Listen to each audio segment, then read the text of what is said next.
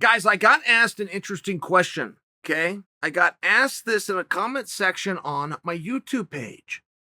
And it started as a statement. It was a statement from the listener who said, Nate Diaz has made the biggest media blunder ever.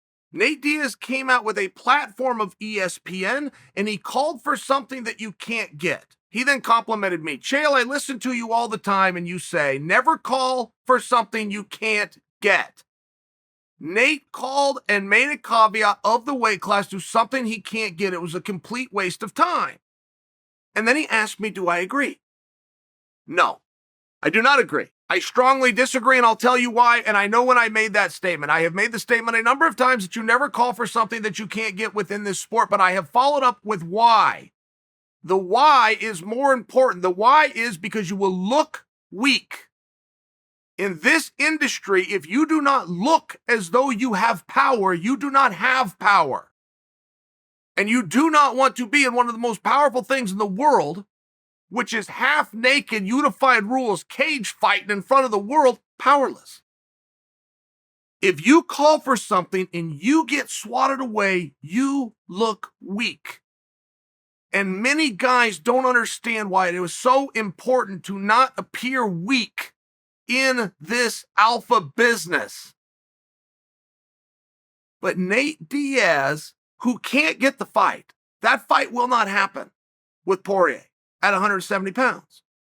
Nate Diaz established himself as the alpha because he made Dustin Poirier respond saying he would like the fight. He's willing to do it on Nate's terms and he's willing to come up. Nate wins. I don't believe that any of us thought that Nate really wanted that fight. If he wanted the fight, he can have the fight. He just has to go to 155 pounds. So the choice was Nate's to begin with. Nate then said, I'll do it, but you're going to dance to my tune.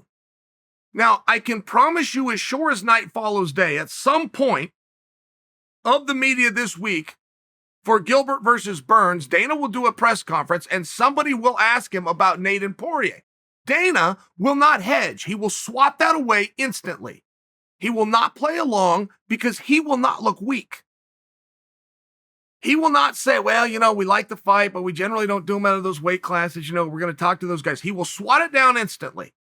And the nicest you will get Dana to be about a Nate versus Poirier fight is if they want to fight at 155, they can call me and he will move on because he will not look weak and he will not look played and he will not appear dictated to.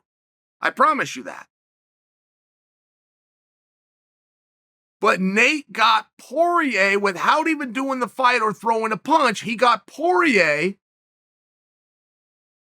the top 55 pounder who's licensed and active and hasn't said I quit the sport, to agree to his terms, to not only agree to the fight that he wanted, but even to agree to the caveat of the different weight classes. I would submit for you it was a home run by Nate Diaz because I don't know that Nate was ever looking to fight anyway. I believe that Nate was looking to serve the purpose of keeping his name in the media until something comes up. And it seems as though we don't need to go in a weird direction with Nate. It seems as though if he's just going to do fun fights and everybody's going to get behind him, go find him a fun fight that people can get behind him. And it would seem to me that Nate versus Masvidal part 2, a part 2 that we believed is going to happen. And then Masvidal started looking at Usman, but then Usman got tied up with Burns, and then the promotion was looking at Colby versus Masvidal. It just seems as though everybody needs to have a representative who can keep their mouth shut and take it to the grave and go and have a meeting. I would tell you, if I was in that spot, one of my people would go and knock on a door, whether it was in Vegas or Fight Island, and say, can I come in? We need to talk. And they would go talk to another representative. They put this whole deal together behind the scenes. And I'm talking about Nate versus Masvidal. And part of that has to do with coming and pitching it to Dana and going, Dana, look, I know how you're viewing Chimaev right now. And I've heard the rumors that you promised Leon if he beats Chimaev a title fight. I seem to think you're going to give it to Chimaev. So if I'm not going to be in an elimination fight, I don't want to fight Colby. But if I'm Masvidal's guy, I don't want to fight Colby. It's too hard of a fight. There's too much with too little on the line. I do want to stay active. I do want to stay busy. I do want to help everybody prosper and move forward. But I think that's where Nate Diaz comes back in. You sit everybody down with who, what, when, where, and most importantly, why. Why?